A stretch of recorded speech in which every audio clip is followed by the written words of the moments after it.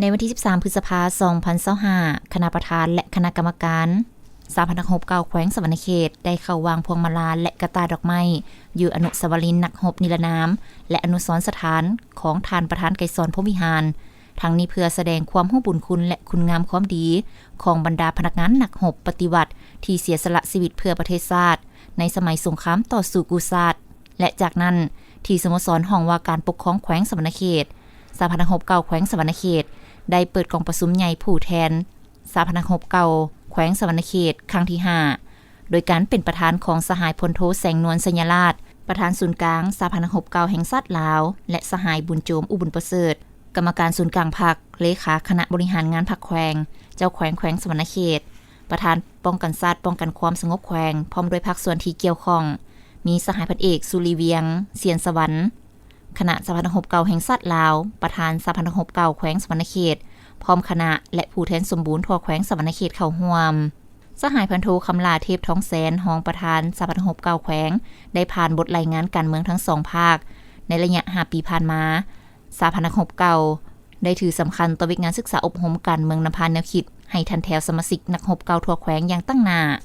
ปฏิบัติมติคำสั่งของขันเทิงอย่างเข้มงวดเวียกงานก่อสร้างพรรคเวลาใดก็ได้มีสติและยึดมั่นในหลักการ3ทิศน้ำของพรรคหลัดวางออกอย่างเข้มงวดเพื่อเล็งใส่สร้างสมาชิกให้มีความเข้มแข็งนักแน่นถือเอาคุณภาพเป็นการเคลื่อนไหวเวียกงานของพรรคปฏิบัติตามหลักการรวมศูนย์ประชาธิปไตยบุคคลรับผิดชอบนอกนั้นยังได้เผยแพร่ปฏิบัติการแข่งขัน 3D 6รักษาได้รับใบยั่งยืนทั้งหมด 3,000 กว่าสหาย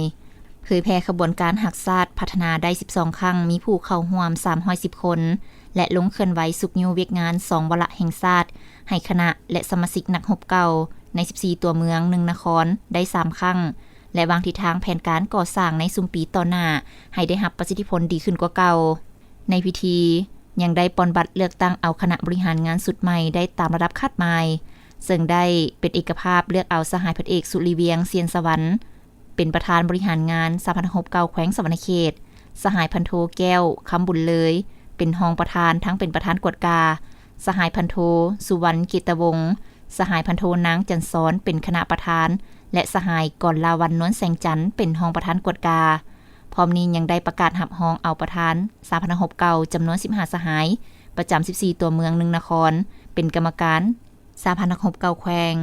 ในโอกาสนี้สหายพลโทแสงนวลสัญราชก็ได้มีคำเห็นโอ้ลมและแสดงความสมเสยต่อผลสำเร็จกองประชุมใหญ่ครั้งนี้ที่ได้รับมรรคผลอย่างจบงามทั้งได้ตามระดับคาดหมายที่คันถึงวางออกพร้อมนั้นสหายยังได้เน้นหนักให้คณะบริหารงานสุดใหม่และผู้แทนสมบูรณ์ทุกสหายจงพร้อมกันปฏิบัติเวกงานเฮ็ดเป็นหมู่คณะเพื่อสร้างความสามัคคีภายในให้มีความนักแน่นทั้งเป็นการต้านแนวคิดย่อท้อของพนักงานสมาชิกนักรบเก่าให้มีแนวคิดคุณธาตุการเมืองนักแน่นพร้อมทั้งเป็นแบบอย่างในการศึกษาอบรมการเมืองนำพาแนวคิดให้พนักงานสมาชิกสาพันธกเก่าอยู่บรรดากรมกองหากฐานและหน่วยต่างๆที่ขึ้นกับให้มีแนวคิดอุ่นเอียนทุนเทียงพร้อมกันให้สำเร็จหน้าที่เวกงานขันเทิงมอบหมายให้สำเร็จผลเป็นอย่างดี